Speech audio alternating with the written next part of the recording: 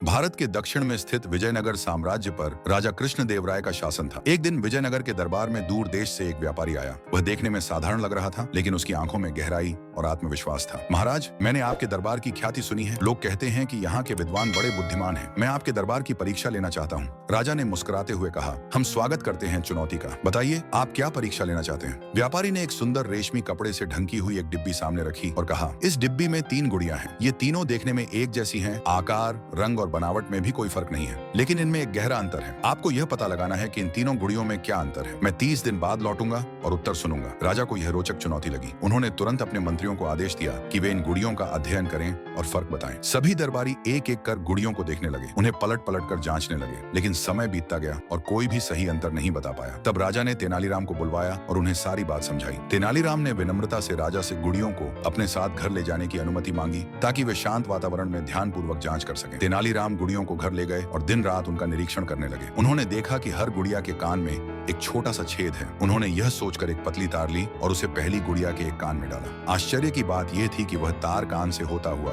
सीधा मुंह से बाहर निकल आया। फिर उन्होंने वही तार दूसरी गुड़िया के एक कान में डाला। इस बार वह तार एक कान से दूसरे कान तक चला गया। अंत में जब उन्होंने तीसरी गुड़िया के कान में तार डाला तो वह तार बाहर दिखाई तो दिया, लेकिन बीच में कुछ अटक गया। जब उन्होंने ध्यान से देखा तो पता चला कि वह तार दिल की दिशा में गया है और वहीं रुक गया है। तेनालीराम समझ गए कि इन तीनों गुड़ियों का अंतर शारीरिक नहीं बल्कि प्रतीकात्मक है। उन्होंने अपनी बात अच्छे से समझने और समझाने के लिए कुछ और प्रयोग किए और 30 दिनों बाद दरबार में उपस्थित हुए। राजा ने उन्हें देखा और पूछा, तेनालीराम, क्या तुमने इन 30 दिनों में कुछ प्रयोग किए हैं? गुड़ियों के बीच का अंतर जान लिया? तेनालीराम ने मुस्कुराते हुए कहा, हाँ महाराज, मैं जान गया कि इन तीनों गुड़ियों में गहरा अंतर है। इनमें एक अच्छी, एक औसत और एक खराब है। ये सुनकर पूरा दरबार हैरान हो गया। सबने पूछा, पर ये कैसे? ये तो एक जैसी लगती है। तेनालीराम ने पहले गुड़िया को उठाया और तार को एक कान से डाला, जो सीधे मुंह से निकल गया। उन्होंने कहा, ये गुड़िया उन लोगों का प्रतिनिधित्व करती है जो कुछ भी सुनते हैं उसे तुरंत दूसरों को बता देते हैं। ऐसे लोग गुप्त बातें नहीं रख सकते, इसलिए यह गुड़िया खराब है। फिर उन्होंने दूसरी गुड़िया उठाई और उसी तरह तार डाला, जो एक कान से दूसरे कान से निकल गया। यह उन लोगों की प्रतीक है जो सुनते तो हैं, लेकिन बात को समझते नहीं, याद नहीं रखते। बात एक कान से गई और दूसरे से निकल गई। ऐसे लोग औसत दर्जे के होते हैं। आखिर में उन्होंने तीसरी गुड़िया को उठाया और उसमें तार डाला। तार बीच में अटक गया, जो दिल की दिशा में गया था। उन्होंने कहा, यह सबसे अच्छी गुड़िया है। ये उन लोगों की प्रतीक है जो गुप्त बातें अपने हृदय में सुरक्षित रखते हैं, उन्हें समझते हैं और सही समय आने पर ही उपयोग करते हैं। पूरा दरबार तालियों की गड़गड़ाहट से गूंज उठा। व्यापारी भी अत्यंत प्रभावित हुआ। उसने कहा, आपका दरबार वास्तव में योग्य है और तेनालीराम जैसे विद्वान किसी भी साम्राज्य की सबसे बड़ी पूंजी होते हैं। राजा ने तेनालीराम को इनाम देकर सम्मानित किया और व्यापारी को विदा किया। कहानी से सीख, यह कहानी हमें सिखाती है कि एक जैसी दिखने वाली चीजों या लोगों में भी गहरा अंतर हो सकता है। बाहरी रूप से किसी की बुद्धिमत्ता या योग्यता का अनुमान नहीं लगाया जा सकता।